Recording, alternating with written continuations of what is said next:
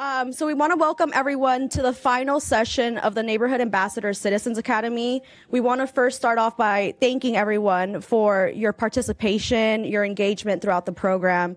I truly want to commend every one of you for your active participation. So thank you all. It definitely takes a village. And I want to thank of course, our staff members for all the hard work that went into this program. So thank you all. So, of course, please feel free to grab breakfast. And then in regards to housekeeping, restrooms are located right outside of this room. To the left, we have the women's restrooms, and to the right, we have the gentlemen's restrooms. We are also going to pass out the sign-in sheets, so please ensure that you all sign in. And then in front of you, we also have an evaluation form in front of you. We highly encourage you all to fill out that evaluation form, as it's prudent for us. Based on feedback, we determine, how we expand the program and any changes that may occur. We also have a QR code at the end, so if you prefer to submit it via QR code, we also have that option. So thank you all so much. We are going to turn it over to the Government Relations Department, and we will hear from Brent Anderson, the division manager. So let's give him a round of applause. Thank you.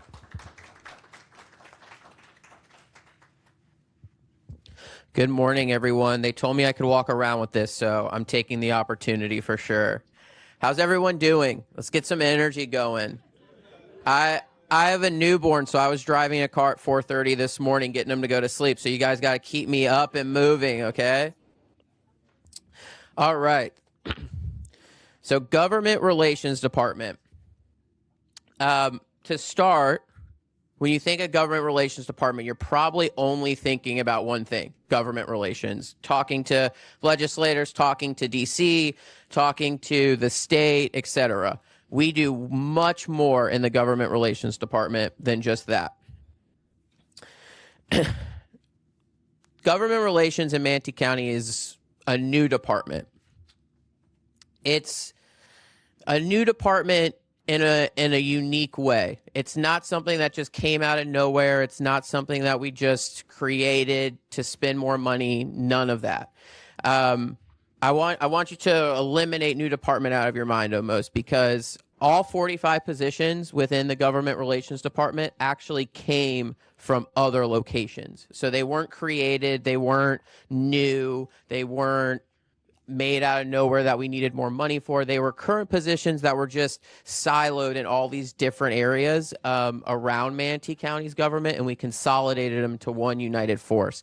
In some cases, the positions within this department were actually downgraded, so it actually ended up in the long run saving Manatee County money by consolidating these efforts into this new department. My name, Brent Anderson. I'm one of the managers within the department. I manage the Government Relations or Legislative Affairs division of this department. You're going to learn about all the other departments that we have in here as well. But my individual division really focuses on the government that you think it is. My department's responsible for the stuff in DC, the state, and here locally with our municipalities. And we're going to get into way more of that when my section comes up in this presentation. But that's what I do. Our director, her name is Stephanie Garrison. She couldn't be with us today, but she's a strong leader. You probably, if you've been to any of the meetings or if you've seen any of the commission meetings online, she's speaking for our department all the time. Her experience is from the corporate side. She worked for Apple before coming here. And myself, and you'll see it in this presentation, I came from the corporate side as well. So we have a little corporate comparison going on for the type of stuff we'll do, which is a cool comparison for this department. So I did want to kind of kick us off with one of my favorite quotes that I feel like kind of fits this department well. And this quote's from George W. Bush. A leader is someone who brings people together. And I feel like, as you'll find out through what our department does, the main thing our department does is brings people together, whether it's bringing internal people together, connecting them within Manatee County to other resources that they didn't know they had, whether it's bringing individuals like yourself to commissioners or connecting you with your state representatives or local municipalities, or whether it's connecting important things we have going on here with stuff going on in the federal government in order to bring funds back or prioritize benefits for Manatee County. Okay, so this is kind of what I was talking about before. All the red arrows up here, these point to all the different positions, at least on like a management and above level, that ended up coming into our department. As you can see, they were all under different deputy county administrators. Some were kind of not even in divisions. And so they were all over the place working in different silos. This kind of fragmented, if you will, way of doing different things like grants. You'll see we have a really strong centralized grants department now. Doing things like this can be very tricky because you might be working on something here. Another grants person in another department might think this grant kind of fits them too. And there's actually rules and regulations when it comes to grants where if a county applies twice, neither get it. And so it's really unique and you really have to stay strong. And so kind of centralizing this stuff has been really beneficial. So this is the new centralization. As you can see, much more concise, all reporting up to Stephanie. And so these are different divisions within the Manatee County Government Relations Department. So you start over there with legislative affairs. That is managed by myself with our legislative aide, Crosley Jones. He comes from Congressman Buchanan's office. He'll probably be speaking up here one day to groups after either I move up or something he moves up kind of thing. Grant administrator, that's Michelle Davis. So as I kind of mentioned, we had grants spread out through all different departments within Manatee County's government, all siloed going after grants, not necessarily having a uniform voice about which grants we were applying for, but also what grants were available. And so putting everyone underneath Michelle kind of allows a flow. And the unique part about the grants department is you will, at commission meetings and through the budget process, at times you'll hear about a new grants position opening up, or we're hiring a new grants position. This is a division where we do hire fairly regularly.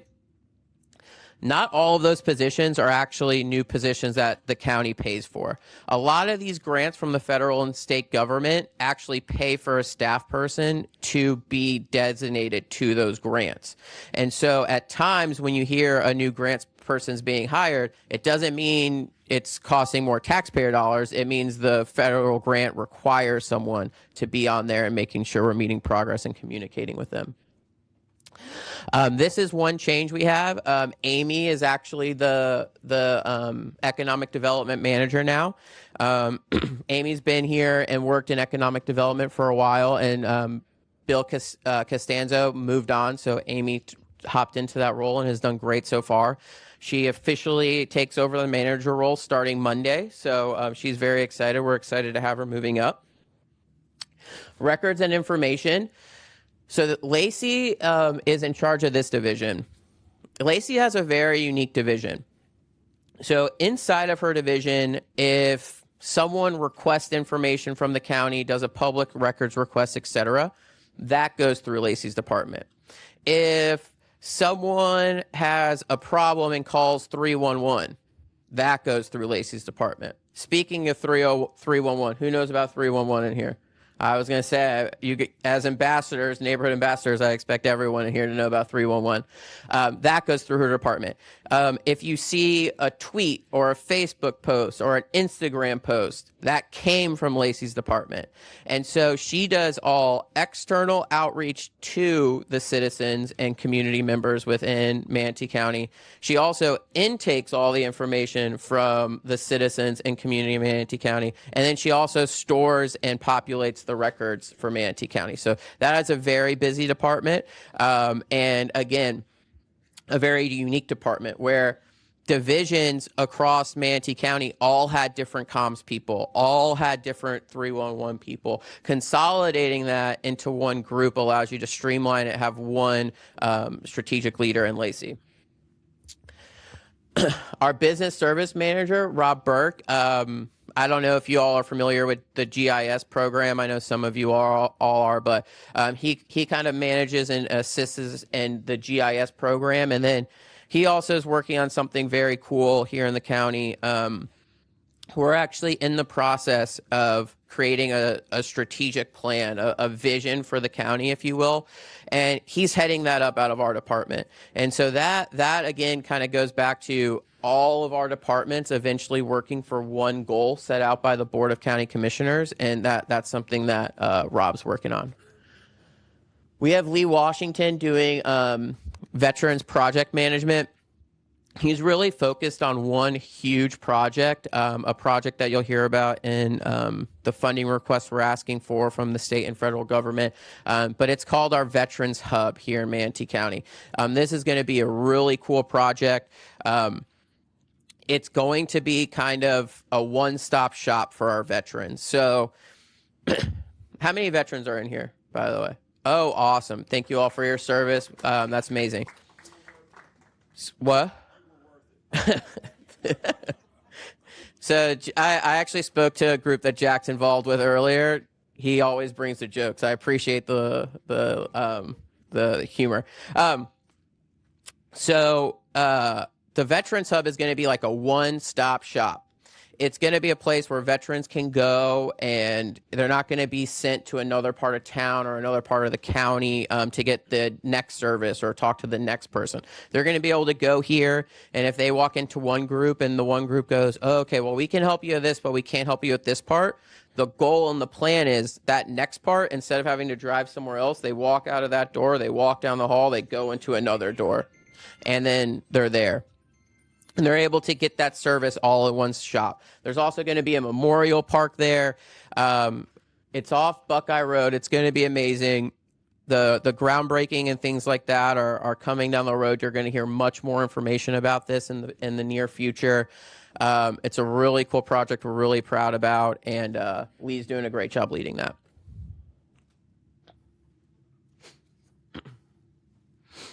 While I'm staying on this, as I mentioned, Stephanie, myself, many others on here kind of came from the corporate world. So Stephanie, when she initially gave this presentation, came up with a great comparison, and I think it really fits. So I'm going to speak on it as well.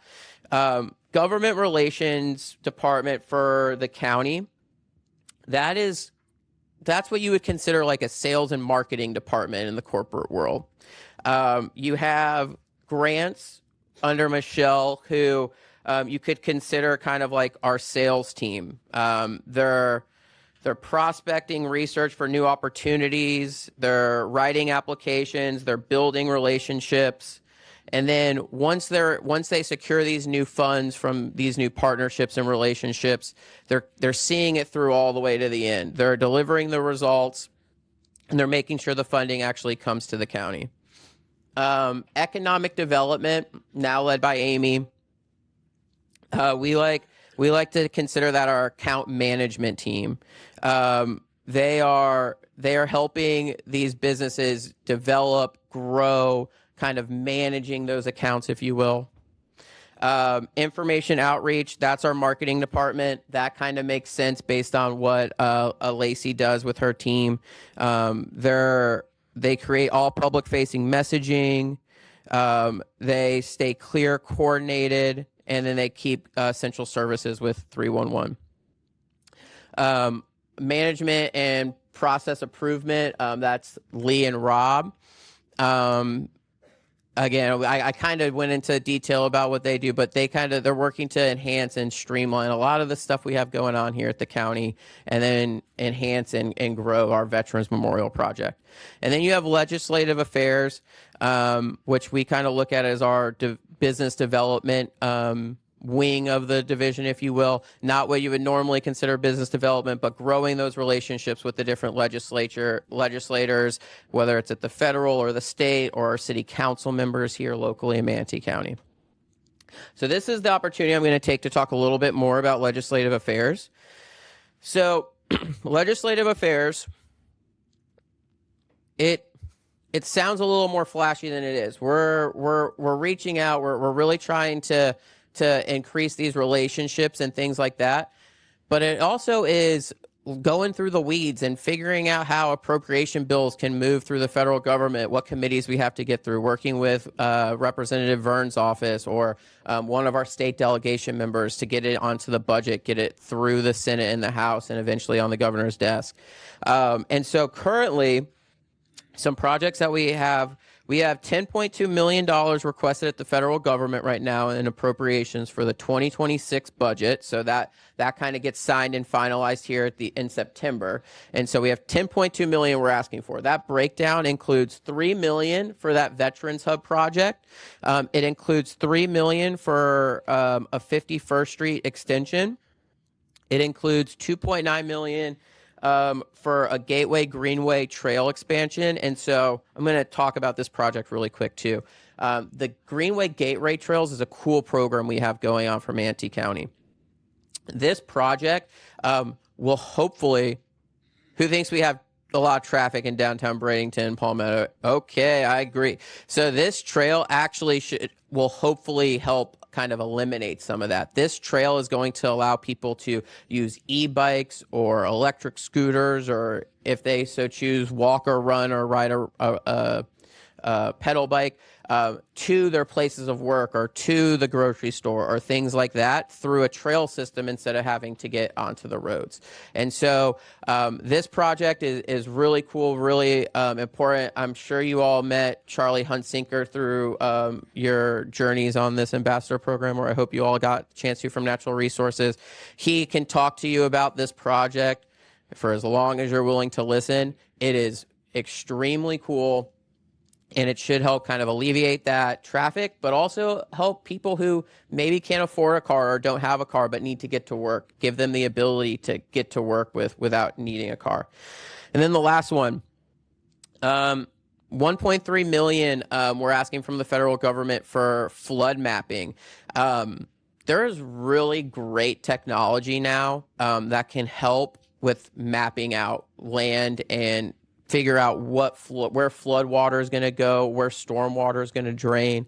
And some of our flood mapping is decades old, before this technology even existed. So we're asking for this money from the federal government to get these new LiDAR maps with FEMA, to update our FEMA maps, which who would like to save money on flood insurance or homeowners insurance?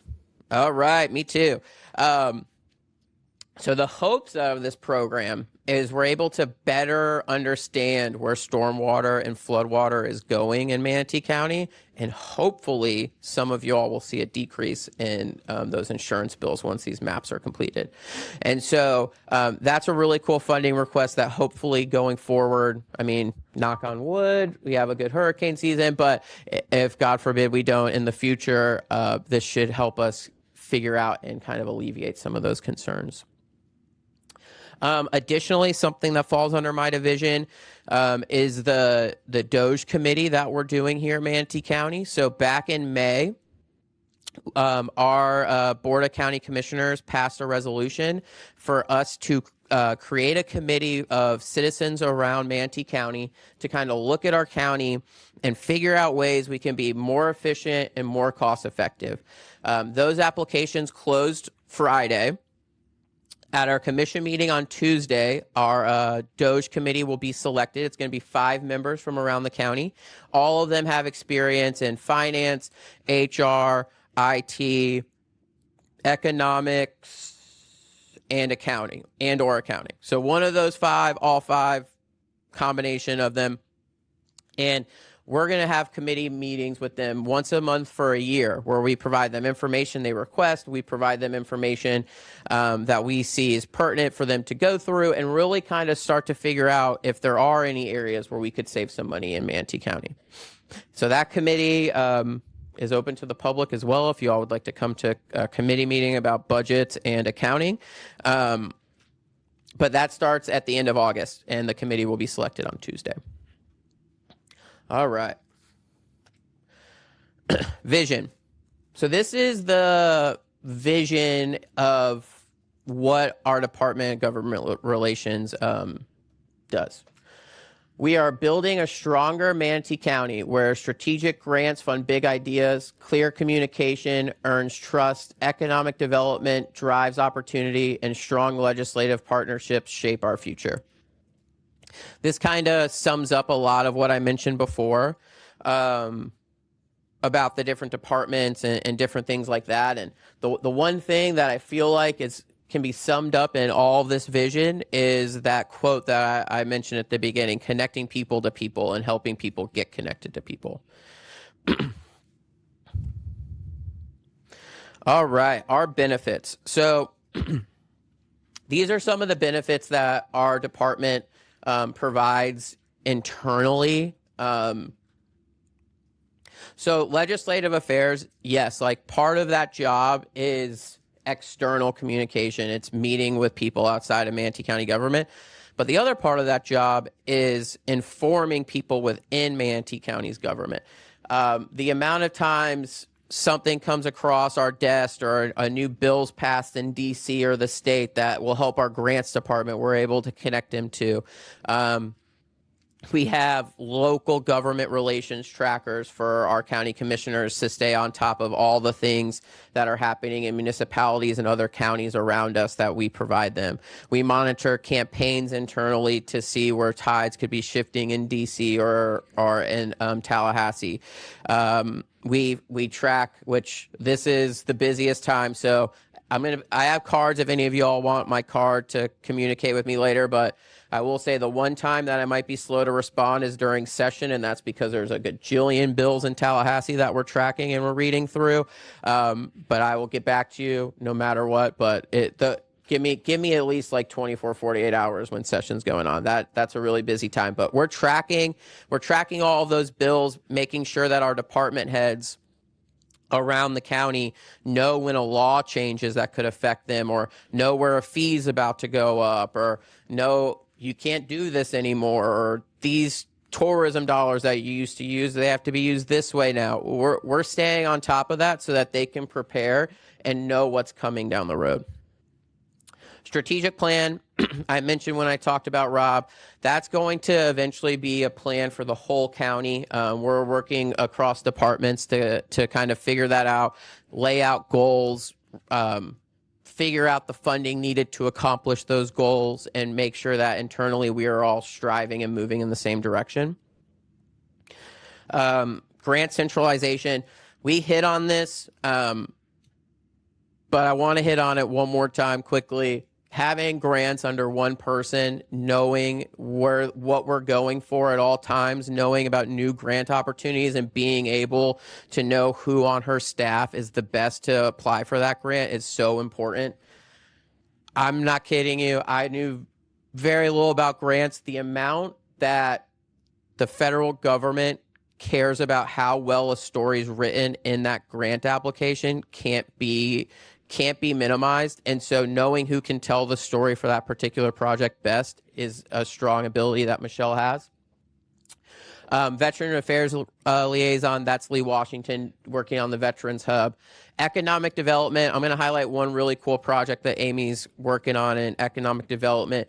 I want to say, I want to say, if I remember this stat correctly, it's about like 56 or 66% or something like that of businesses in Manatee County have less than 10 employees. And a lot of times those businesses can get forgotten by chambers and EDCs and these larger groups. Amy's actually going to be working to try to figure out how to get in contact with them, how to keep their records updated, and how to communicate with them more effectively.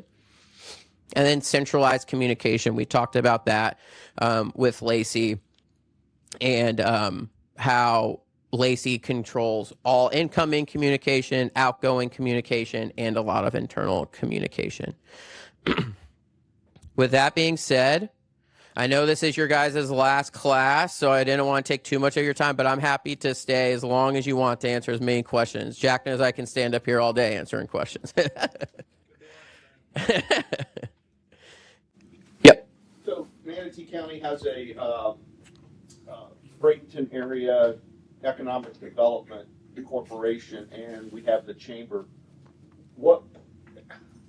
How does your economic coordinator either liaise, or is there any duplication of what the other two entities are doing?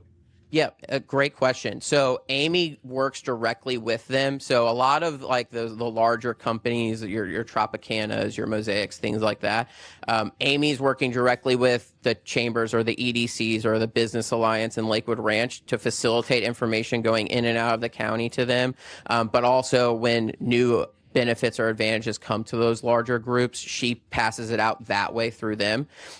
Where Amy is really working to push and kind of get in touch with that those groups are missing are those really small businesses, those mom and pop businesses that might not have $300 or whatever the chamber fee is to be a part of the chamber, but they still need this information as well. So she's working on building out a database of those really small businesses that don't have that ability, and reaching out to them directly with information like that. The other key part as well for economic development is during storms. We actually have our own dedicated ESF section for Amy and her team that reaches out directly to the chambers and businesses during storms to make sure they're getting what they need, getting information, but also services and needs like that as well. Yep. So I'm just curious, you're talking about your background, Stephanie's background, regional corporate. What have you decided is probably your biggest challenges of going from corporate to government? Wow, great question. I haven't really been asked that one yet. So I will say one thing. I was expecting local government to move much slower than it does coming from the corporate world. I will say the biggest surprise I actually had was how fast they move compared to the corporate world. I have found it easier to actually get things from an idea to actually done faster here at Manatee County than I was when I was working for larger corporations. And so that was a big surprise for me. Biggest challenge, I would say the biggest challenge is in the corporate world, when you kind of have a position, it's more of like when you have an idea, you're kind of like the policy expert, you create it, you get a couple okays and you're good. You kind of have a few more layers and things to get stuff done. You need to really hear more opinions, which isn't a bad thing.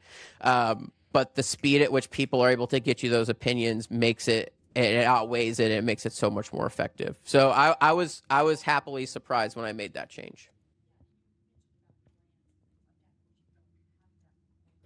Yep.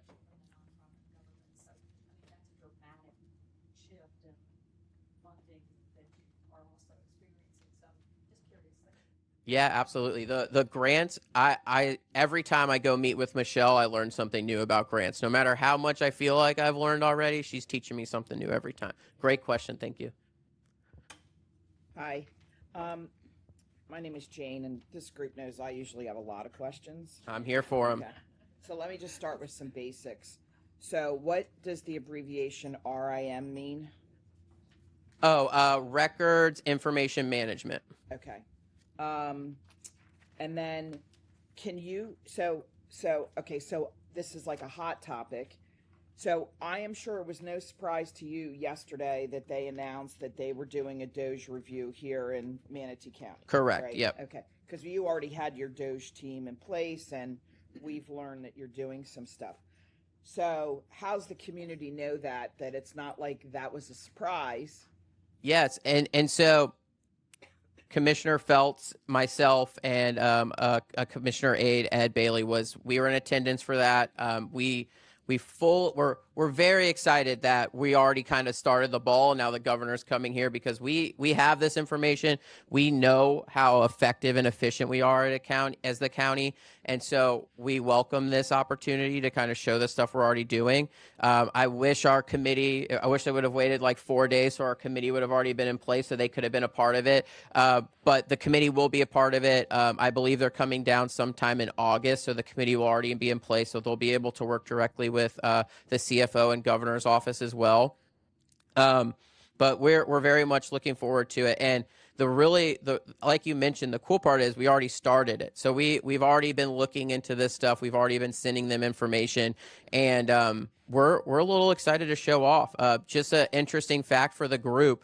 In Tallahassee, the state house has been looking into the elimination of property taxes, as I'm sure you all know of. And so they had their first committee meeting a few months ago. And in their presentation, Manatee County actually ranked 8th least reliant on property taxes in the entire state of Florida. So out of all 67, we're 8th least reliant on property taxes. That just shows how we're not the people that were relying 50% of our income coming from taxing Manatee County residents. So we're proud of that stat. We're proud and happy to have them come down. First got started when the governor DeSantis started doing the Doge and what we did to get in. Yeah, proactively. Yeah, great topic to talk about. So once the Doge idea first came up, that's when we started meeting and getting information to the Board of County Commissioners. So we passed a letter that we sent to the governor's office before they ever requested any information. And in that letter, it was 3 pages long, and I'm happy to share it with any of you all. It's also public record on our agenda. All different projects we're already currently working on to centralize, streamline, or make more efficient in Manatee County. It talked about our AAA bond rating. It talked about centralizing of HR department to save funds. And so there's a lot of great things in there that I'd be happy to share with you. It also talked about lowering the millage rate, which we've done multiple times in the last 5 years. So we sent that letter. And we also passed a resolution on that meeting in May that created a committee. And not every local government's creating that committee. We're one of the few that I've been able to find. Us in Hillsborough County are the only ones I know for sure that are doing it. And so we're actually giving the opportunity to citizens in Manatee County to come in and actually work with us and the state to actually figure out things that they think could be more efficient in their experience from the business world and things like that. So. Okay, so let's go back to this again. Okay, sorry. So we get this in this room because we were already aware. Okay. The public views Doge as a bad thing. Okay. Okay, because Not all the public. well, let me finish. Going at the federal level, everybody agrees that there's waste. That's not the issue. But havoc was created by people without the right credentials evaluating with a scalpel versus a sledgehammer. Okay. I mean, there's lots of evidence related to havoc, even just how things were handled at the VA. And then the Doge team is like, you know what? We didn't really find a lot of fraud, waste, and abuse here. Yep. So anyway, so there is a perception that this could be bad for the county. The only thing that really made the news, based on what I've learned, is that you're ranked 8th and not relying on property taxes. So anyway, I'm just saying you need to get your message out there that this is not a surprise to this county. Yes, and it was welcomed. And our plan is to hopefully work with the commissioners and develop a more formal response to that, but that takes time and votes and things like that. I'm happy you saw the 8th least reliant though, because that is one thing we were able to get out to communicate yesterday. So okay, so We will be working on that, though. Can you give me an example? Does Crossley Jones, as a legislative aide, are you just working with him on your $10.2 million that you're trying to get from the federal government? Or do you talk to him about other stuff, or is there a different legislative aide? Nope. So he's the only staff person underneath me. So we have one legislative aide under me, and he focuses on the funding at the federal government, funding at state, but he's also helping manage all the relationships locally, state, and federal, and also taking in all that information for the different trackers I mentioned. But when you go to talk to Vern Buchanan, are you there? Yes. Okay. And Crossley's there. Sometimes it's just me. Sometimes it's me and him. Sometimes it's my boss. Are you able to get meetings with the senators? Yeah, absolutely. Senator Boyd, he's a good buddy. He's happy to meet with us. That's a state senator. I'm talking about. So Scott when we went to DC, we met with Senator Scott in person in his office in DC, and then Senator Moody. We were going to. Unfortunately, she got pulled in for a vote. You're taking county issues where you're looking for assistance, not necessarily a citizen going, are you aware of this issue? Correct. So when we speak with them, we're not only asking for funding, but we're asking for how can we speed up funding from when FEMA comes down after a storm? How can we get citizens connected to disaster relief faster? These are all topics. How can we get additional funding to fix roads? Things like that are the things we're asking the senators when we're in DC. All right. Can you give me a distinct talking point as to why the federal government should fund this VA hub? Like a real clear example of how this is going to help the 40,000 veterans here in Manatee County. I think having a one-stop shop where you don't have to drive, because I totally agree, but that's too broad for me. Give me an example of something at a lower level.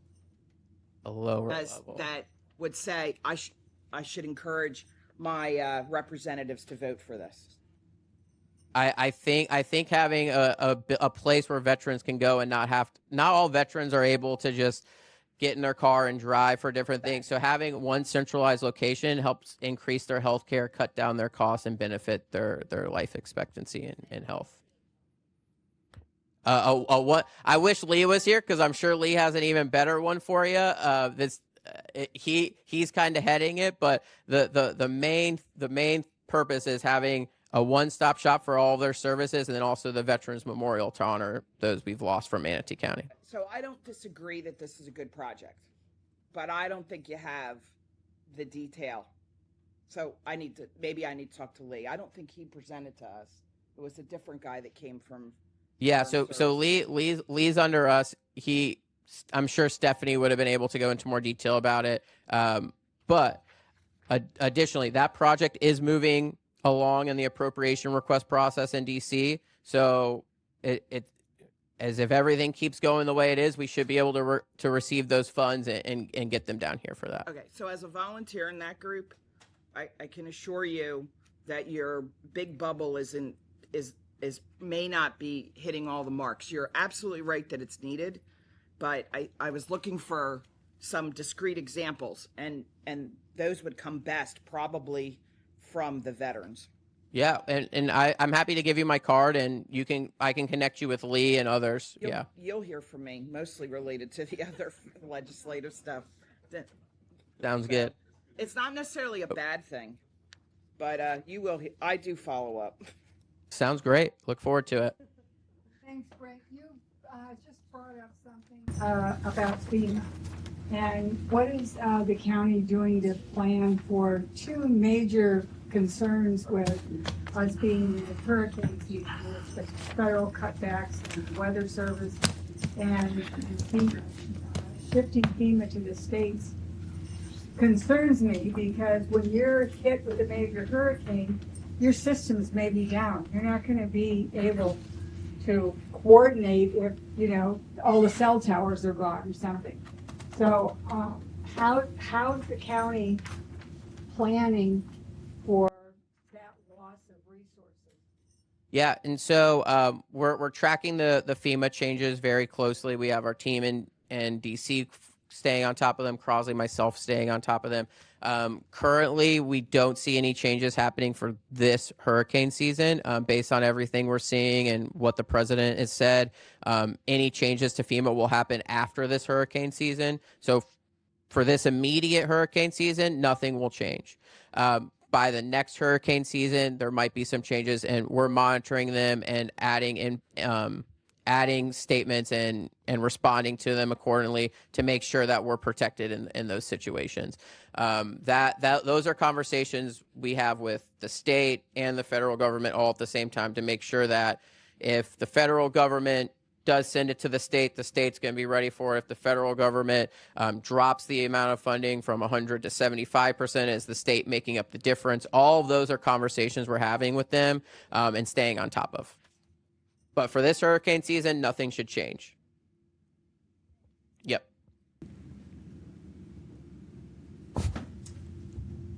You talked about your strategic plan. Does the county not have a strategic plan right now? So currently we do. It's in the budget book though. So it's each department has their budget and they're focused by department. The strategic plan would kind of take all of those departments and budgets and focus them on one common goal at the very end. So it's uniting all of the departments forward. So it's almost like each department has a strategic plan, but it's not necessarily a county-wide strategic plan where all the departments are aligned on the same exact thing. Are those strategic plans by department accessible through the website?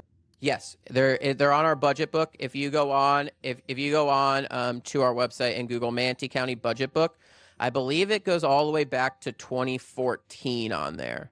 And it breaks down each division within each department, kind of what they do, things like that. Like for example, for our department has all 7 as like a little paragraph of what that individual division within the department does. And I'm sure within the budgeting process or the strategic planning portion of that, they look at that every year and decide, we may need to extend that out or push something more sooner. Is that? Yep. So that's done through our budget process, which we're currently kind of wrapping up right now. But they actually, it's a really interesting day. All the directors come and they give presentations to the board and they say, we need a little extra here, or we need one staff person for this, or we actually cut funds here, but we need a new position over here, kind of thing. And they come up, the board then goes, all right, we can give you this one, but we're not giving you that one, or we're not giving you any, or stuff, we're giving you an extra one, whatever it is. But that whole process happens, and then the budget book for the following year is created. So the 2026 budget book will come out post budget being approved. Thank you. Yep. And I'm happy budget was already going on, because I would not have known the answer to that question before the budget process happened, because it's really unique when you watch it in person. So, any other questions? Oh,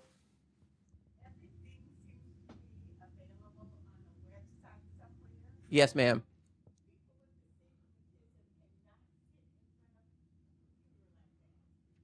Okay. So you may not be what others consider visually impaired, but if you have astigmatism, that is not something that's going to happen. First thing you get paper copies, even if you're willing to pay for them, you're charging per page instead of by volume or whatever. And years ago, and I'm speaking over 4 years ago, I know it was available for you to pick up a copy of everything on paper. Is that a possibility now, or is that not modern? I don't want to talk about something I'm not 100% sure on. I believe you can request a printed copy for some sort of amount, cents per page or something like that.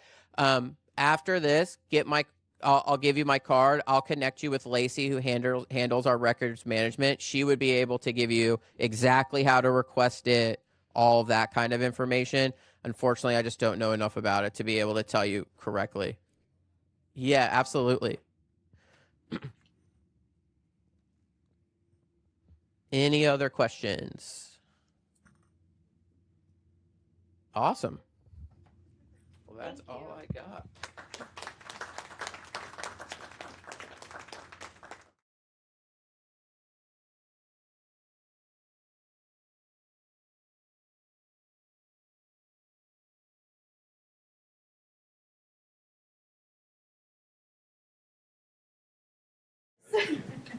Hello. Okay.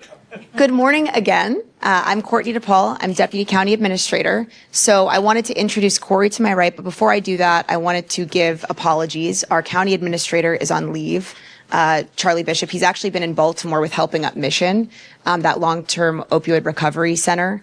And I think it's gone incredibly well, but then he'll be back in town tonight, I believe. And then our other Deputy County Administrator, Brian Parnell, is on personal leave just this weekend. I think he's taking his kids somewhere fun. So, but with that, I wanted to introduce Corey Studi is joining us. He's been on the job now 2 days as Deputy County Administrator, and I've already thrown everything at him that could know. I don't want to overwhelm him too much because I need him to stay. We need him to stay, but I'll let Corey sort of introduce himself before we get started, if that's okay. Okay. Well, thank you very much, Courtney. I appreciate the introduction, and it was really great to see everyone upstairs today. I really enjoyed the presentation by Government Relations, and it seems like a really great program. So is this week number 11 for you all? Yes. That's fantastic. Has everyone enjoyed it? Yes. Learned a lot? Yes. That's fantastic. Well, once again, my name is Corey Studi. I am coming to you from Hastings, Nebraska. Does anyone drink Kool-Aid in this room? Kool-Aid was invented in my hometown of Hastings, Nebraska.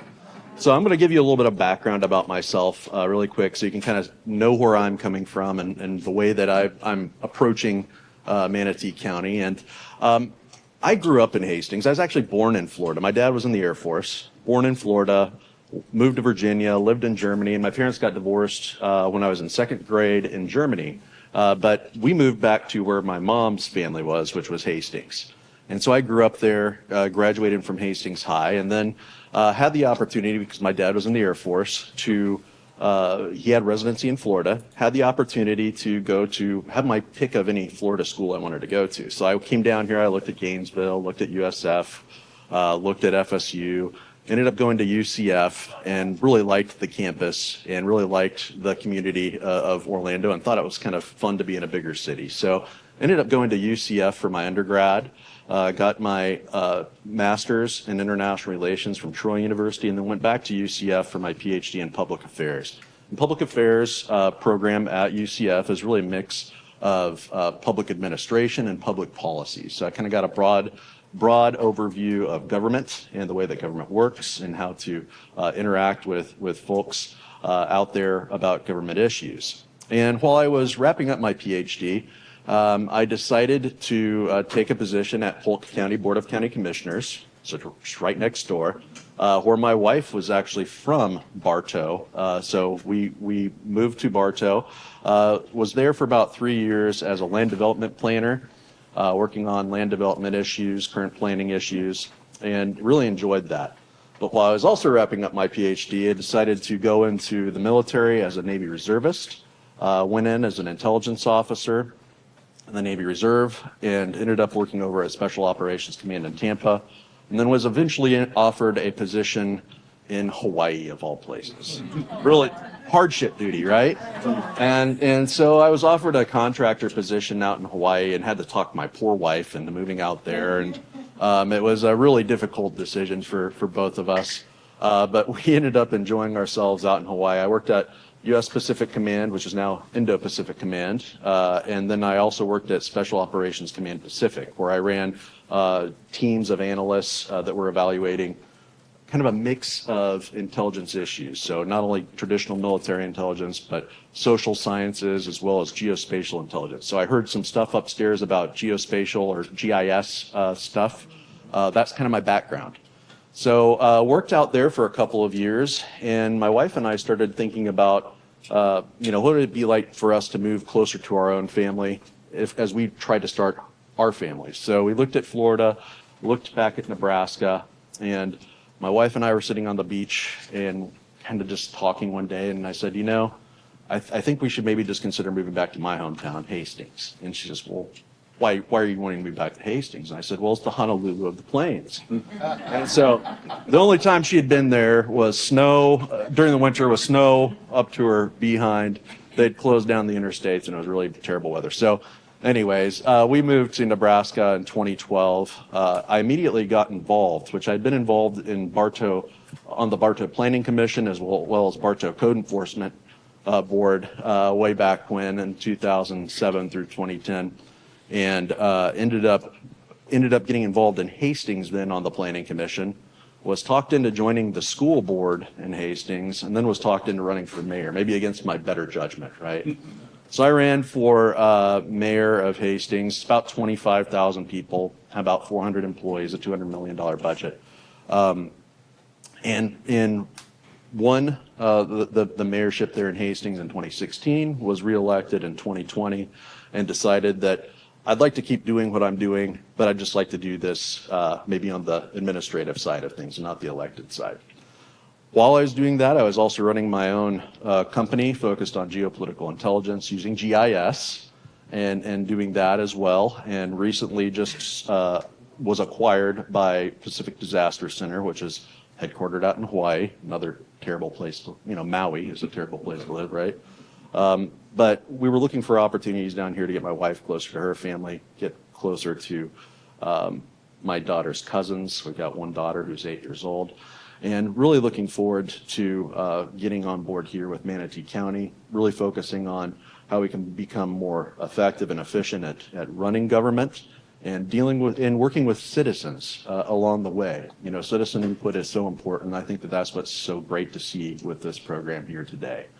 So that's a little bit about me, and I'm sorry that was a little long-winded, but it's my second day. I don't know too many issue-specific answers to your questions, but I know that Courtney is ready to respond to those, and really do appreciate your time today, and thank you very much for being here. Thank you. So now you know what we saw when we interviewed him, but we're like, this is the guy for sure. I think he's going to round out our team quite well. I know Brian and I have been a little bit overwhelmed after Evan left. Experience. The guy's great. Yeah. He's been through the gamut, and he was not at all. He's been completely unjaded or unaffected through everything that's happening. I mean, he's been in politics before, so I think nothing surprises him, which I think is a good thing. Just the climate today is a little different than what it's been in the past. But so, do you want to go through questions and answers? I know I've got some prepared. I can go through those pretty quickly, probably, and then we can leave some time for other questions as well. I know I'm rounding you out. What time is the chair going to be here? 11:35. Oh, so we've got an hour. Perfect. Okay, I was going to try to get you out early, but maybe I'll get you out for a bathroom break before he comes. So, okay, I'm going to sit down because this is going to be more of a conversational thing, in my opinion. And if you guys want to move up, come on and move up. But I figure we'll just have a chat. So, okay, so first question. Whose question is what is being done to manage the traffic by UTC between Manatee County and Sarasota County, especially with the opening of the new Moat Aquarium in the fall? Okay.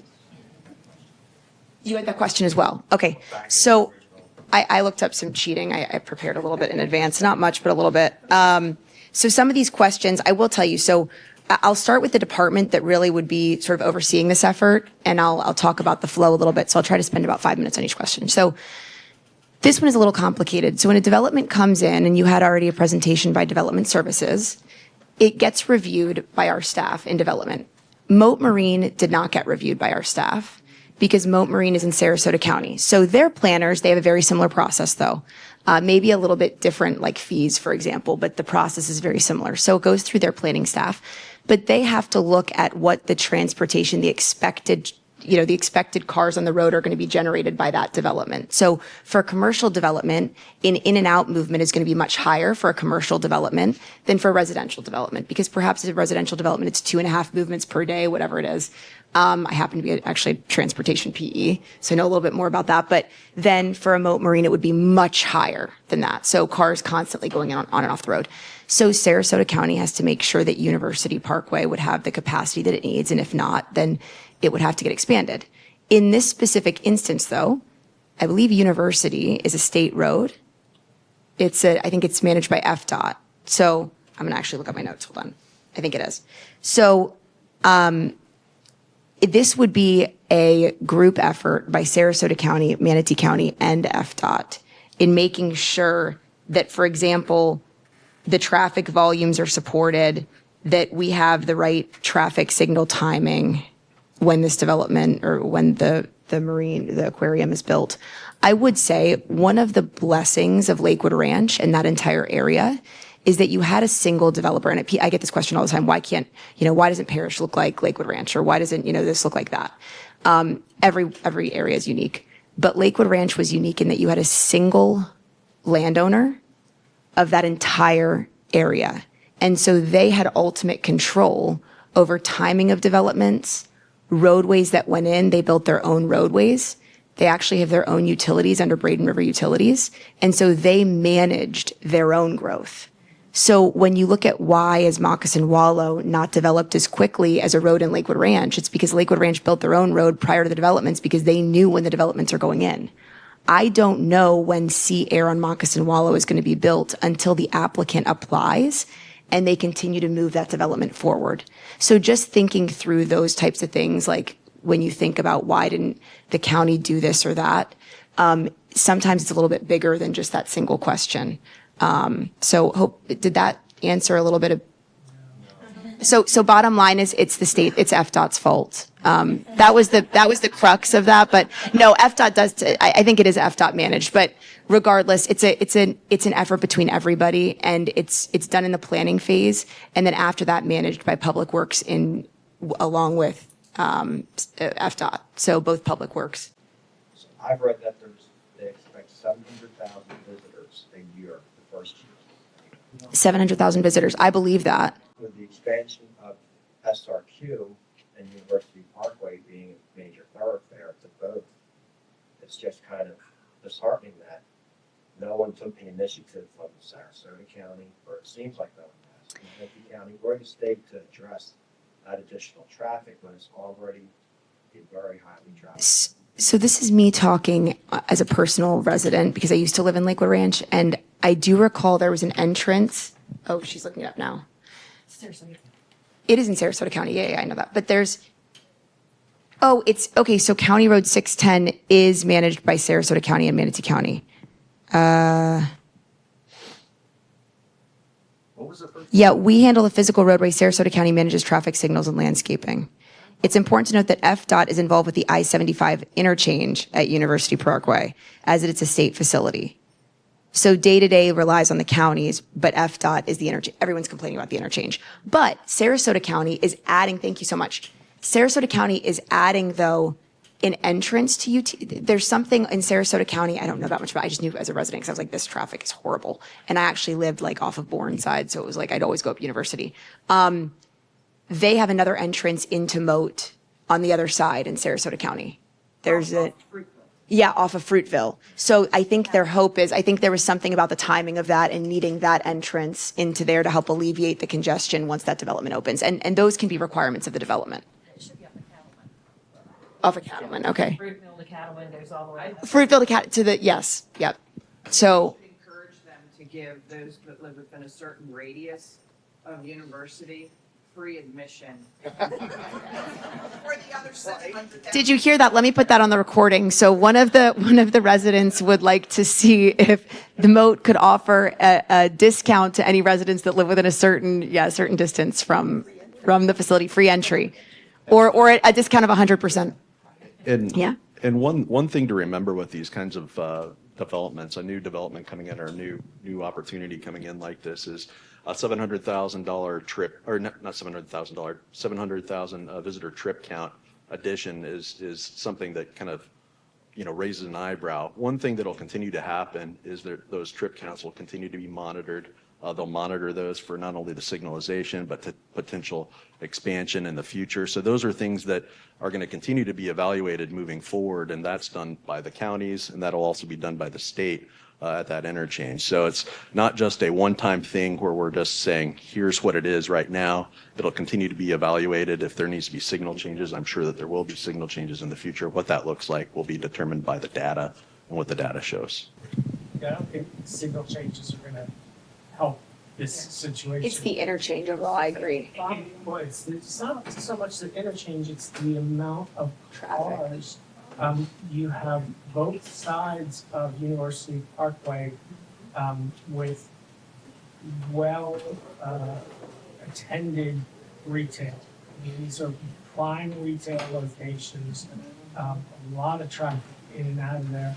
And during season, in the morning, rush hours, and then the early afternoon rush hours to 5:30, it backs up. I've been there. It's a parking lot. It's a parking lot. They also, that's also a lot of where people from Manatee County, that's where they turn to get to the airport. So it's a lot of traffic that goes down there for sure. So some of these get a little bit more complicated. I would say it's also probably a longer process when you include more than just one government entity. And that sort of compounds that problem.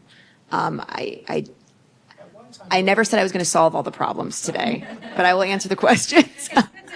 And so it is. And I wish I could, I wish I could obviously had a magic wand and could just fix the problem. I think it is. I think the good news is that we all are very aware of that. And as development gets approved, they're going to have to adhere to certain requirements to ensure that traffic is flowing. So it's just, the other piece is that it takes time to sometimes get those improvements underway and completed.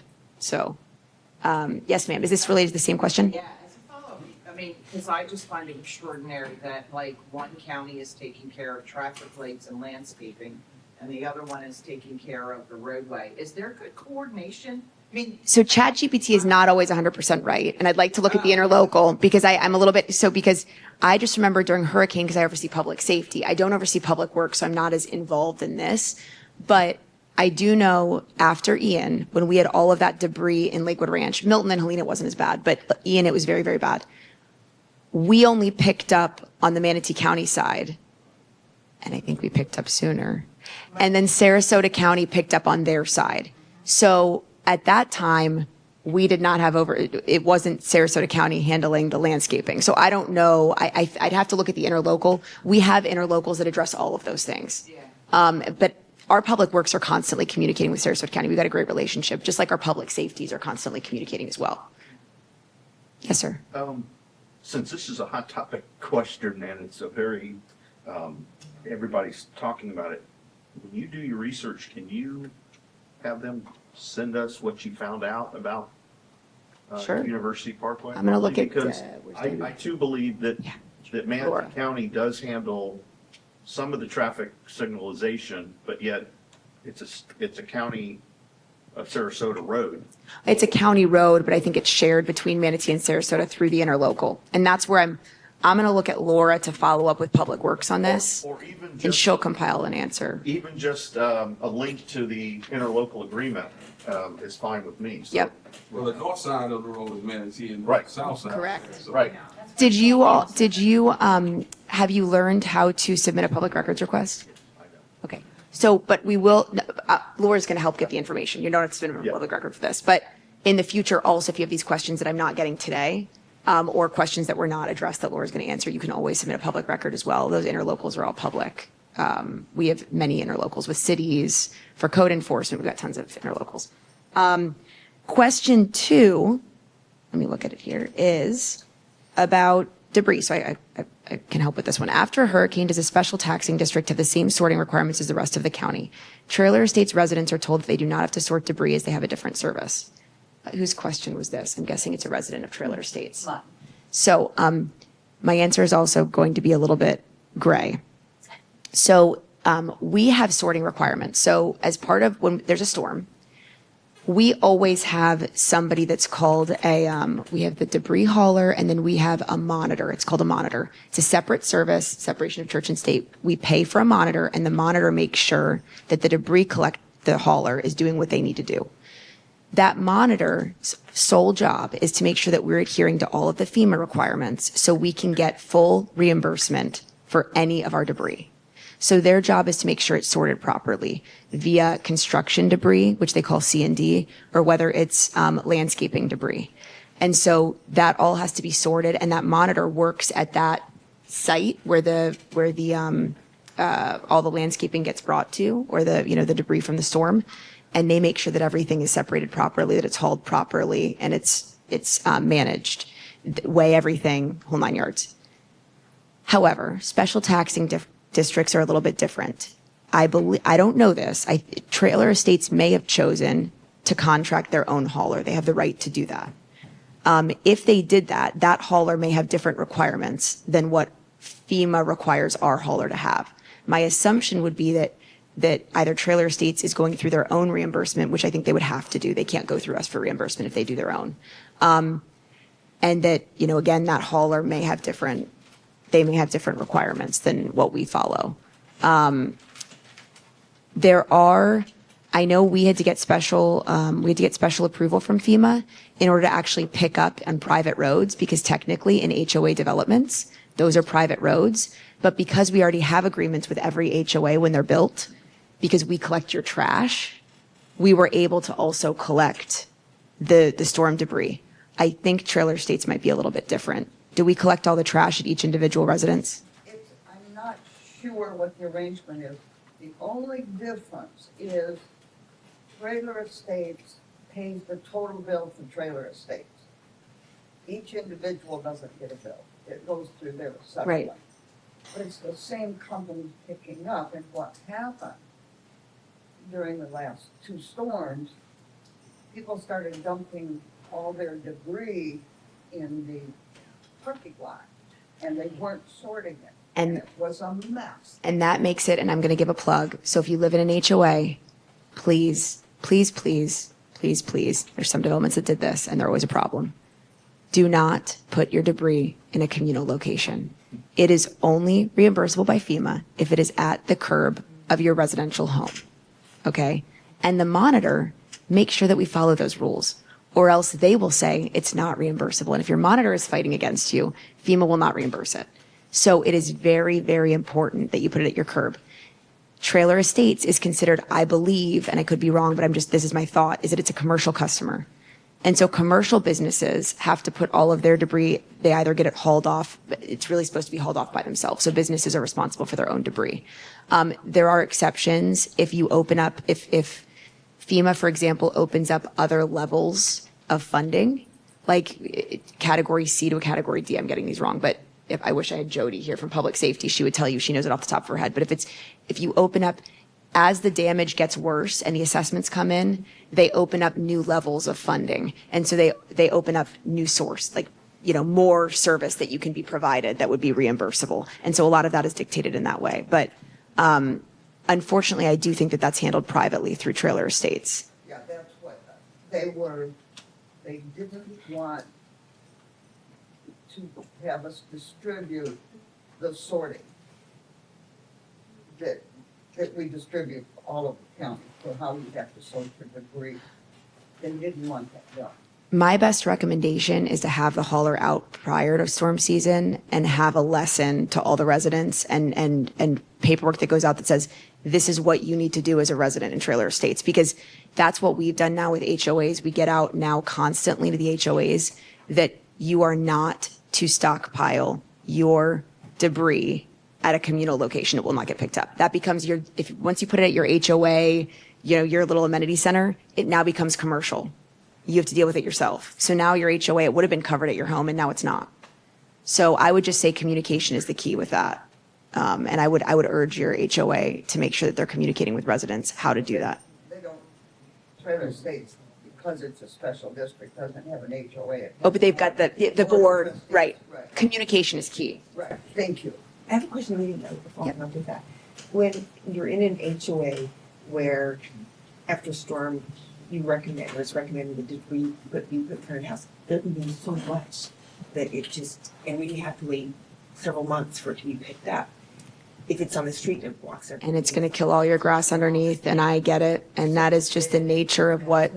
That's what happened on my. That's the nature of what happens. And I would tell you, we did have in the last storm a GIS map that he likes GIS. Charlie loves GIS, so he's going to be like Charlie's golden child now. So I'm a little bit disappointed about that. A little bit scared about that. I know. The LiDAR. He's going to have great advice on a lot of things that we're doing with GIS, but we love GIS. And we had a GIS map of the haulers and where they were going in the pickups. We try to get everybody in the county. We call it a first pass. We do one first pass first. Then we go around for the second pass or the third pass, depending on the level of debris. Because a lot of times pass one is just debris. People get their yard waste up, they pick everything up. Then you get second pass, maybe still debris, yard debris. Third pass is typically your construction debris because people are starting to renovate their homes at this point. And so we do continue to do passes, but again, we try to get that picked up and not wait a month. I think after Ian and Milton, I think we did really well with the debris pickups. I think we did a lot better than some of our other partners. We started after Helene, we had 7 trucks on the road for debris hauling. I had some very not nice words with our haulers, and it was not nice at all. And we ended up hiring another hauler, and I said, you're going to compete. And I hired another hauler, and they got 75 trucks on the road after Milton. And so I just want you all to know that debris is very important to us. We need to allow our residents to get around on the road safely, and we need to allow our visitors to still get to Manatee County. So that was one of our top priorities was clearing roads and making it safe. I was going to say that's happened before, probably before you got here, is that these contractors go, they overextend themselves in jurisdictions. In a large geographic They have great area. marketing. They have great marketing, great people that go, and they're all great people, and they all do great work. And I'm going to tell you one hauler might do great in Manatee County, and they might really stink in another county. And so it's kind of the gamut. But that's a question that we asked. We asked haulers, well, what other counties around us are you in? Because if a hurricane hits us, it's also going to hit Sarasota County and Pinellas County and Hillsborough. So we want to make sure we've got a hauler that is not overextended in all of those areas. So anyway, I don't want to waste, we don't have a whole lot of time. So I'll get to question 3. I could talk about that forever. I love debris. I don't love debris, but I love talking about debris. It's like my husband's a doctor. Not my husband, my brother's a doctor. And so when he went to medical school, not my husband, no, my husband's a pilot. My brother's a doctor. And he laughed. My husband flies for American Airlines. And so actually his father and his grandfather were also American pilots, retired. So it's all in the family. We talk about airplanes constantly. My mother-in-law was so thrilled when we got married because she actually had a girl to talk to about like clothes and makeup. And then I had 2 girls. So it's just, we got girls, but we overpower the boys now. But my brother was a doctor, and he got questioned after, I guess, when you start your residency.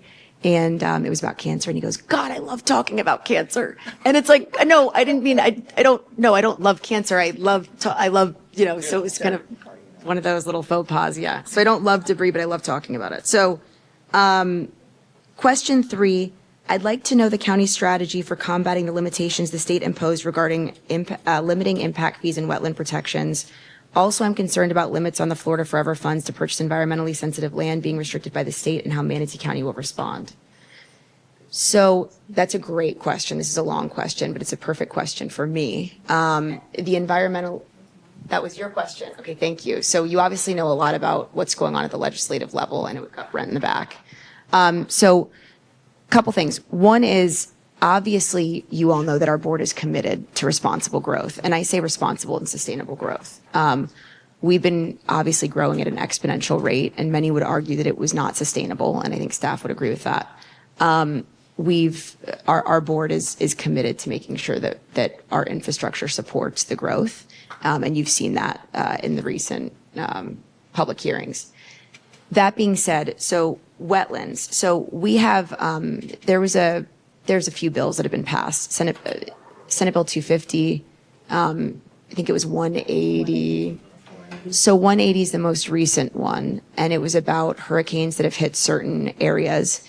And if you're within a certain, if you're in a certain location, which is almost every county in Florida, you can't put any more restrictive or burdensome language in your land development code or your comp plan, or really anything.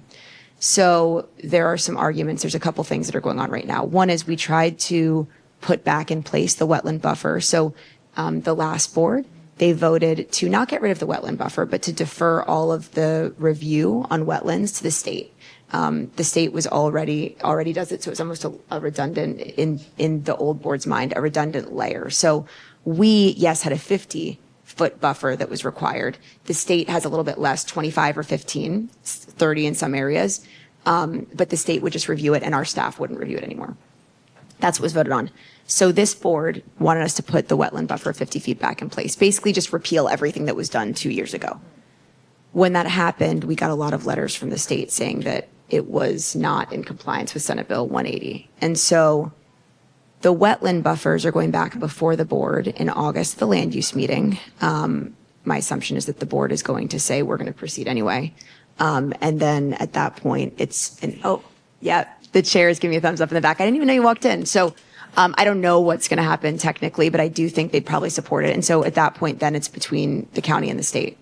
Then, of course, we have the same thing with 2.1.2.8. There's a lot of numbers jumbled around, but what that really means is that we have this, the development services talk about the FDAB, the future development area boundary. It's an invisible line that goes smack dab about down Bourne-side, and it separates development to the west, agriculture to the east. It's been around since 1989 when the comp plan was written. What 2.1.2.8 allowed, which was also approved by a former board, was that you could develop east of the FDAB as long as your development was contiguous or coterminous with any other development. What that means is any part of your development was touching a development that was already approved that touched the FDAB. So you can see, for an infrastructure planner, for someone like a utilities person, how am I going to build a water line? Like, there's going to be cavitation of lines because I'm going to have a line that goes out to this development and then a line that it's very difficult for us to plan responsibly for growth in that way. It started out very innocently. You saw developments just come up right against the line. And then we started getting projects that argued that not even that a waterway, a drainage ditch connected it to another development. I mean, it was like, it got really far-fetched down the line. So in any case, 2.1.2.8 is in the same situation. I think the state would look at that as being more burdensome and restrictive as well. That's going to be going before the board in September, so a month after the wetlands, and we'll be asking for the same direction from the board then, whether to just continue to move forward or whether to stop in our tracks. And I have a feeling it's going to also continue to move forward. And then impact fees. Some would also say that that's more burdensome and restrictive, increasing impact fees. Our board would probably disagree with that. And so that's going to also have to probably be hashed out. So Manatee County is going to be setting the stage for quite a bit of probably some legal determinations with Senate Bill 180. So that's that. Complicated. So whenever you talk to someone in development services, just wish them well and tell them, and bless them, because they've got a lot of work ahead of them, as does our board and our staff, but they're doing a great job and we're going to continue to march forward. So hopefully that answered that piece. There was another piece of that question. Sort of a follow-up. I'm really glad to hear that the county is fighting that, because you're no longer going to have any border if any development that is contiguous can do another Correct. development. I mean, There's no point of having an FDAB. It doesn't have any weight. Right. There's no reason. no longer exists. Correct. So the other question, I know you had talked about limits on the Florida Forever funds to purchase environmentally sensitive land being restricted by the state. I don't know as much about that. I would argue, and I've got the chair might want to speak up, I'm not sure, but I would say the state, I know, is pro buying environmentally sensitive lands. I mean, that's what I've sort of heard at the state level. But we also have the LMAC, and we're continuing to purchase as much land as we possibly can afford to preserve the areas in Manatee County. But I think there were just recently some state cuts in that funding, even though the citizens voted for it. I'm not sure. I will look that up. So I'm looking at Laura. We'll take a note of that, and I will be advised. I'll be answering that in email, because I'll probably have to talk to Brent, and we'll talk to our natural resources folks. Question. Let's see. I'm not get through all these. Question 4. Given the constantly evolving landscape of county governance, from new technologies and shifting demographics to economic pressures and resident expectations, what do you see as the most significant emerging challenge or opportunity for Manatee County in the next 5 or 10 years, and how are you planning to address it? So we talked about this. I think it's just the exponential population growth and managing infrastructure and development that remains sustainable and in a responsible way. And I think that's probably the greatest challenge that we have in the next 5 to 10 years. I mean, the governor has made, and our commission and, all the legislators in Florida have made it a phenomenal place to live. And I think a lot of people want to move here for the same reasons that we love to live here.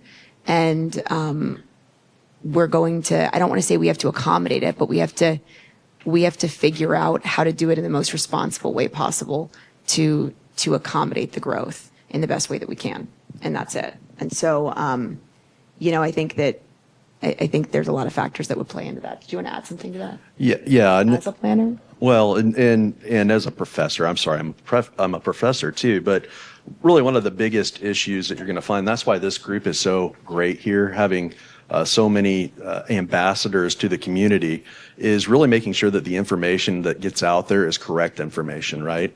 The World Economic Forum worldwide has identified misinformation and disinformation as the #1 threat to our communities in the next 5 years. Beyond that, we're talking disaster resiliency and those sorts of things. But making sure that the information that gets out to citizens is correct is very important. And I'm really thankful that you all have taken the time over the past 11 weeks to come in here, learn a little bit more about Manatee County, and also to continue to serve as ambassadors to get that correct information out there. So please continue to do that. If you have questions, reach out to staff members. They will be able to get you that correct information, because the more correct information we can get out there, the better off we all are to make sure that we're able to continue to move projects forward versus having to try to turn the ship around on some of that misinformation that gets out there. Maybe a way for us to get that information, because this is what, your second ambassador, Glenn? And I would say this too. So social media, I watch everything. I see all the pages. A lot of the commissioners do, but I don't respond, because then that would pretty much make my personal page public record. And I don't really want to open up that can of worms. But I would say it could be as simple as commenting on a post and stating the right information when there's misinformation being posted online. I mean, it could be as simple as that. And we don't have our staff going and arguing online, because there are some keyboard warriors that they just want to be a problem. They're trolls and they just want to wreak havoc. If you want us to understand what is the correct information, or if somebody's putting out misinformation, you could email us a statement, just a statement saying, this is it, this is it, everything else. So I think that's a great point. I'm going to put that on Laura. Why? Because I think maintaining a registry of all of the graduates, and that way when we do have something like the solid waste transition, we send it out to all HOAs, but why are we also not we should also send it out to all of our ambassadors and go get this information out. So it should be another repository. And then what I would also do, let's add another layer to that, every year, email everybody to confirm their contact information. Is this all correct? That way we manage that, because I totally agree. We need more advocates in the community. It's not just about HOAs. I don't live in an HOA, so I'm not going to get that information any other way. Yeah. So I just moved into not an HOA. I did live in an HOA. I actually liked it, but that's because I follow the rules. My husband says I follow the rules a little too much, but yeah, I did have a good board idea. Yeah. So that being said, what else is there? There's, let's see. Into an HOA question. My only concern is the HOA and the power that they have in an HOA community. I wish there was some kind of control from Manatee that governs the way they and impacts how they enforce the CCR. So I would say HOAs in Florida are governed by state law. It's under, I have this written down, Chapter 720 of the Florida statutes. There's nothing there's very strange things. Like, for example, code enforcement in the back. They'll tell you that they have to enforce areas like Whitfield because there is no HOA, and so the county is their HOA. I would tell you code enforcement, probably it's the bane of their existence, managing trailers parked in front of people's houses. And, it's crazy. You don't want Manatee County enforcing your HOA. It becomes, there's a little bit more of a hammer that's associated. It's a lot nicer to receive just a letter from the HOA that says, hey, move your car out of the front of your house. When you get it from code enforcement and says appear to magistrate, you're like, so it's a little bit scarier. But there's good and bad to HOAs. I would say probably the easiest solution would be to move. That sounds horrible. I swear, you don't like the HOA, move out of it. There's also obviously ways to deal with it from a legal standpoint, which you could hire an attorney, and then you would pay the HOA to hire their own attorney. So you're paying for your own attorney and the HOA. So I would just say the easiest way, which is not the best answer, is to probably find a place where you're going to be happier. You could run for the board. Yeah, or run for the board and make change. It's a great point. Be an advocate, right? That is exactly what people don't get involved in politics, whether it be at their house, in their community, in their state, and they complain. Yep. So we become professional complainers, but we need to become professional doers at all levels. I was the president of my HOA for 8 years only because they were screwing it up. And I would argue each of you are the doers. So unfortunately, we're talking about all the people that are not here today. You know who they are, but you're exactly right, is that, you all need to make the difference. And if you want something done in your community, you have to advocate for it. Strength in numbers. We talked about that at the neighborhood meeting the other day, or the town hall. Statute 720. Statute 720. Yep. Yes, ma'am. Did I understand that you were saying that there's some kind of distribution of information that goes out to HOAs in the county? We manage an HOA list. I'm not going to say it's the most accurate. We've been working on it. We're working on it still. It's a work in progress. Be sure that, for example, our HOA is appropriately recorded. Correct. And we also have, I'm going to look at, I think we have it managed between Government Relations Department and CVS. So I'll look into that. And we can also, can we add a little answer on that question to let them know what our HOA contacts are? We have a HOA list that we're working on updating after the last hurricanes. We do have a lot of ones, especially from the gated communities, that we've been adding in there.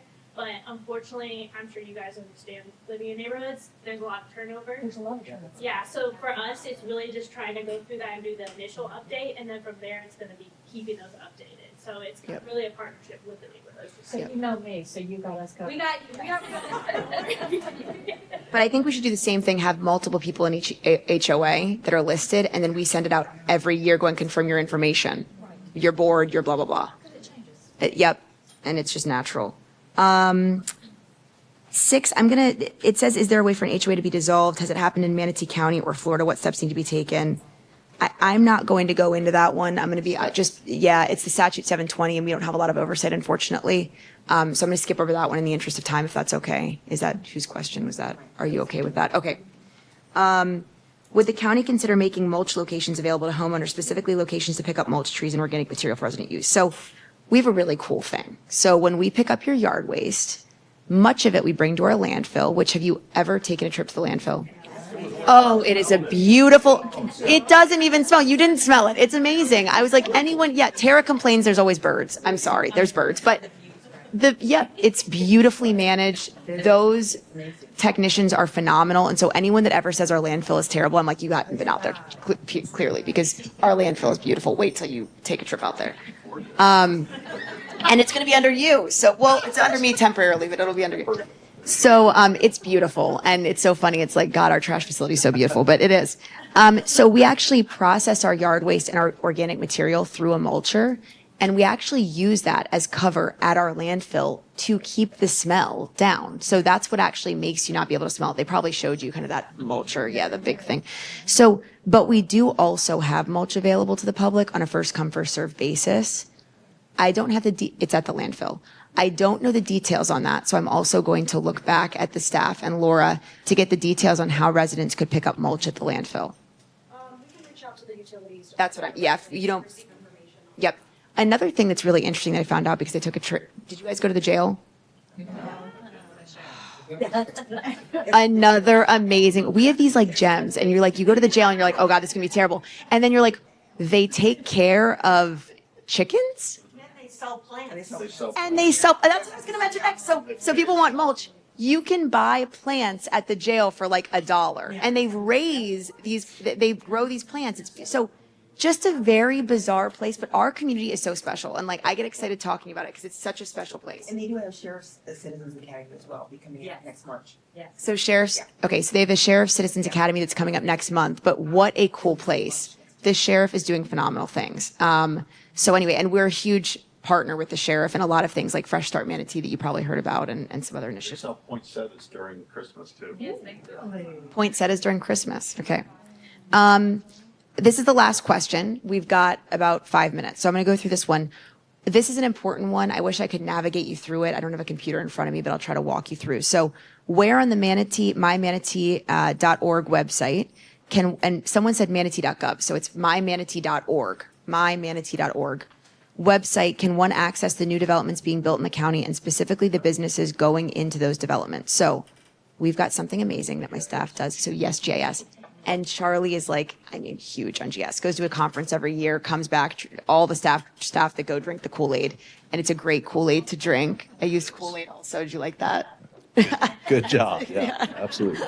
So anyway, but it's on the new residential. So we have a GIS website. So if you go to mymanatee.org and you scroll to our GIS page, and I think if you even type in just GIS maps, it'll come up.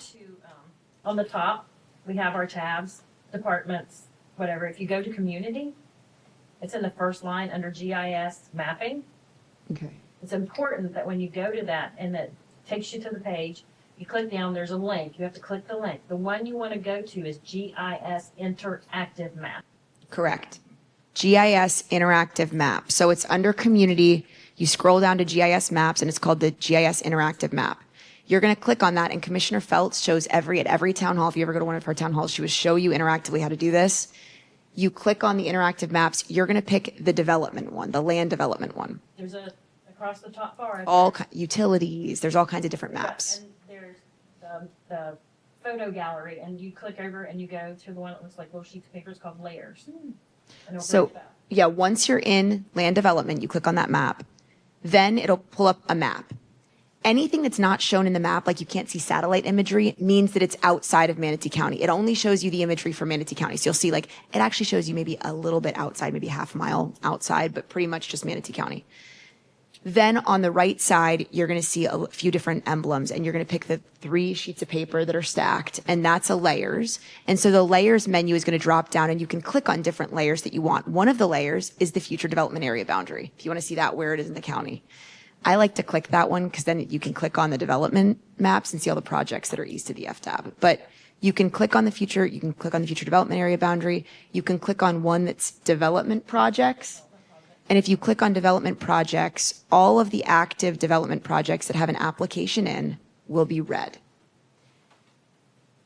We decided dark red means that they're active projects. Light red means that perhaps they're just super, super old. Like they're from, like, you can even see the numbers. So if it's every project has a PLN number, the next numbers that follow are the year and the month that it was submitted. So if it's PLN 8901, it's probably light red because that was 1989 and that's like old. What you have to do is you go and click on that project, that red project, and it brings up. Click on the red, yeah. And it'll bring up the limit of that development, and then it'll bring up all of the attributes. So if it's an active project, it's dark red. It'll give you the public hearing dates, or if it's already been approved, it'll give you the dates that it'll say approved on this date, and it'll say the number of units, whatever it was. And so it'll also give you a link that you can click on, which didn't work in the town hall, which was embarrassing the other day. But if you click, hopefully it works now. If it doesn't, email me. It worked on my phone though. Okay, good. It didn't work on my phone that night. I was freaking out at IT. So if you click on the actual, there's a hyperlink. It's called online service record. Yeah, it's the online service record, but it's highlighted. If you click on that, when you click on the window, it'll actually take you to the Acela record in Acela, the system that we use, and you can get even more details. So it's a great tool that's available to you, but you can mess around. I just say go into the interactive maps and just mess around with it. You can find all kinds of stuff, utility maps, solid waste. You can find all kinds of different things. And so it's a lot of power at your fingertips. And it's only going to continue to get better as now we have Corey on board and we have Charlie continuing to go to Esri, and our board loves GIS. And so it'll continue to get better. That's all I had in the interest of time. Is there anything else to wrap this up? Yes, ma'am. I see all these road signs talking about the new containers and everything, and I know they're going to start delivering them on the 18th, and we're to start using them right away. I'm concerned about the super pickup that is now going to cost, starting, I think I heard. October 6th is when the new costs, Okay, is when the new you'll pay service. for that super pickup. Starting October 6th. And that was approved prior. Where's that written down? So, yeah, we have a website that we've dedicated to this. It's mymanatee.org/bigbin. And there's an entire question and answer section on there with all of the price listed and everything.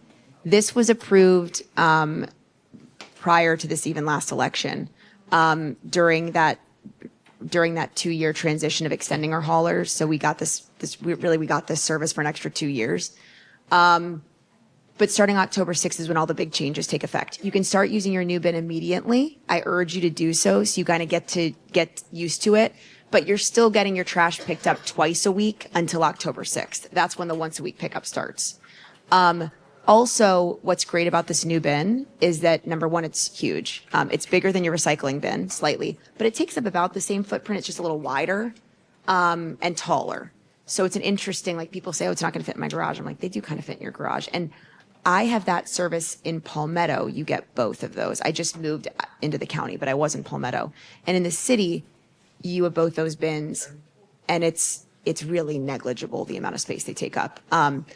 But it is a big bin, and the smell, I didn't notice the smell when I had them, so I didn't think that was an issue. Why is the county using snipe signs when it's illegal for snipe signs to be out on the roadways? So Or do you have? I've got code enforcement smiling in the background. I think we. Is Manatee County exempt? So we're putting them, I believe, because the only ones that I have seen are on our property. I saw one, like, for example, outside Rocky Bluff Library. Yeah, they're on the right of way. A snipe sign are the little political signs, or like the little teeny, or like free car wash at this, or like, sell your home. Or under, I've seen them at entry into a development in the county right of way. Yes, hold on, 1 second. In regards to snipe signs, they only approve snipe signs in the county by our county code, our government. Associated snipe signs. So the sheriff can have snipe signs. Okay, that's why I have their own snipe signs. Yeah, because you know what, we also do snipe signs around Adopt-A-Palooza. Yes. If you've seen those, we also did Adopt-A-Palooza. So we are. The county is exempt. We are exempt. We are special. But here's the one thing I would say is there's so many touch points for the solid waste. We must make sure everyone knows about the changes happening. We don't want anyone saying, they didn't know. And we also were taking a lot of lessons learned from Sarasota County because our neighbor just went through this transition a year prior to us. And so we've taken a lot of lessons learned on what happened there and making those changes prior to our transition. So in addition, I want to put in one plug, which I put in a plug at the town hall the other day. Really excited to say that our 311 team, so our customer service representatives that are in utilities, are all moving over to 311 under our communications. And so what's going to be great is we are really, really pushing, and I think it's going to take a little while, but I'm pushing staff pretty hard to be a one-call resolution county. So when people call and they're frustrated about something, their answer actually, like their call gets resolved in that one phone call or that one email instead of going through and being rerouted to 4 different people. And so we're making that transition prior to solid waste taking effect on October 6th. So it's a really big overhaul right now, but I want to do that because we want to offer a better level of service. I know there was a lot of issues with utility billing last year, and we don't want any of those same issues with the solid waste transition. So I think our team in utilities and communications are just knocking out of the park, but you're going to see lots more coming out too with communications. Mailers, and we're doing postcards that are going out to every single resident, just one postcard to try to get as many people aware of this as possible. But please talk about it, keep talking about it. It's not changing, but we just got to keep talking about it. Also came out in the utility bill. You got a notification of the utility bill. Yep, that's another way. And we're also emailing it if you get your utility bill virtually. All right, that's it. I think we are time, and I'm going to let the chair come up here and do the most important part of all, which is, okay, 5-minute break. Thank you. Thank you guys so much. This is wonderful. All for being here this morning. I am George Cruz. I am the chair this year, but I also did the graduation last year as well. Some of you know who just keep coming and graduating over and over again.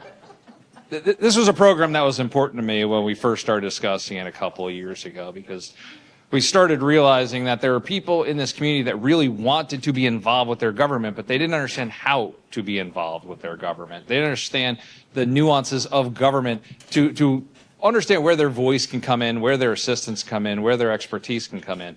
So we discussed bringing this back, which we had done years ago, and that the sheriff still does it. So if you want to go see the jail, there's 2 ways. One of which is to sign up for his Citizens Academy. But I just want to thank everyone. I want to thank all of you first off for the time you put in. I know this takes time out of your schedule to come in to learn more about your government. But I also want to thank staff because this is not an easy lift putting this together. This last year we did it entirely in libraries, and it was just a seminar type series because we were trying to figure it out and what we could do. And this year we started incorporating some of the field trip on-site locations, which give a better handle. It's one thing to hear about how your landfill works, another thing to see how your landfill works.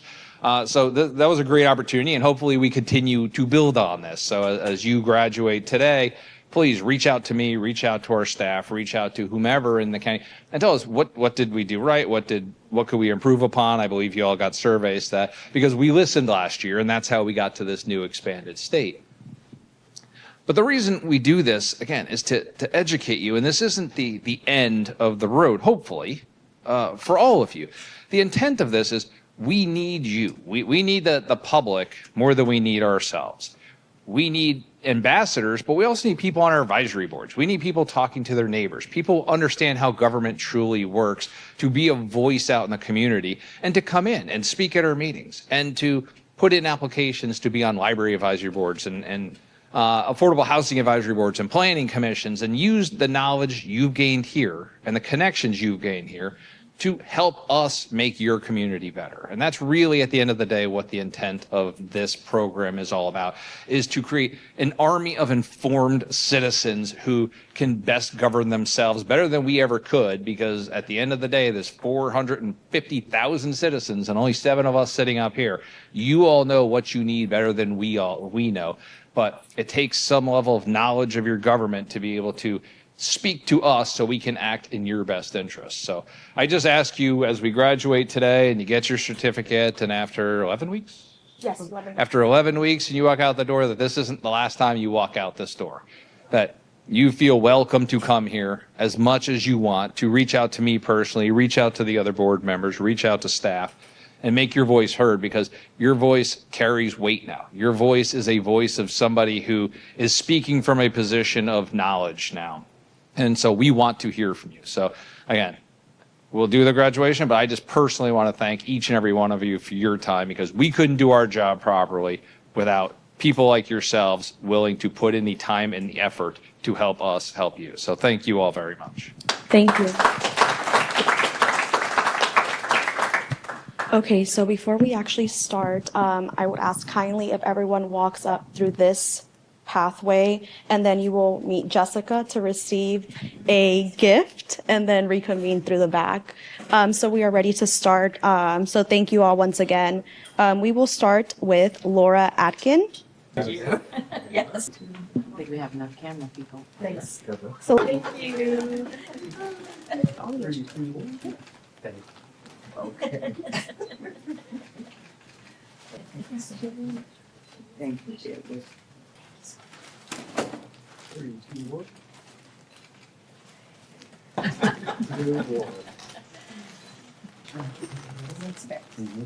Final for a Aaron.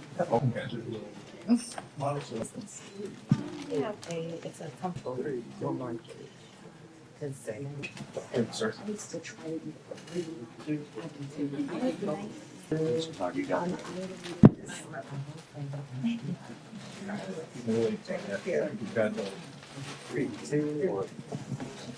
We have a lot of things for fourth quarter. Scott said.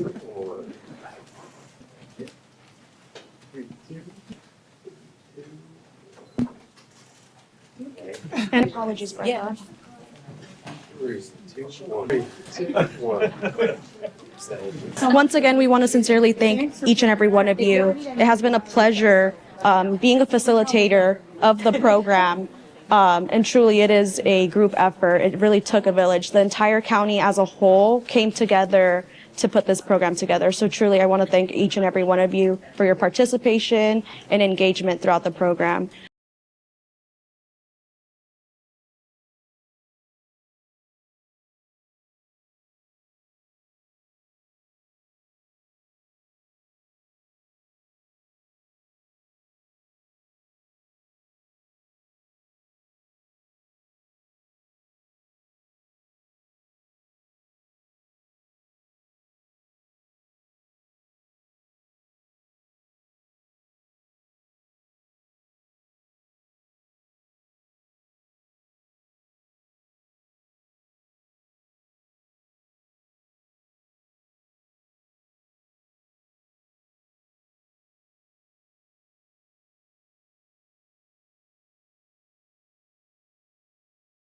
Thank you all for being ambassadors.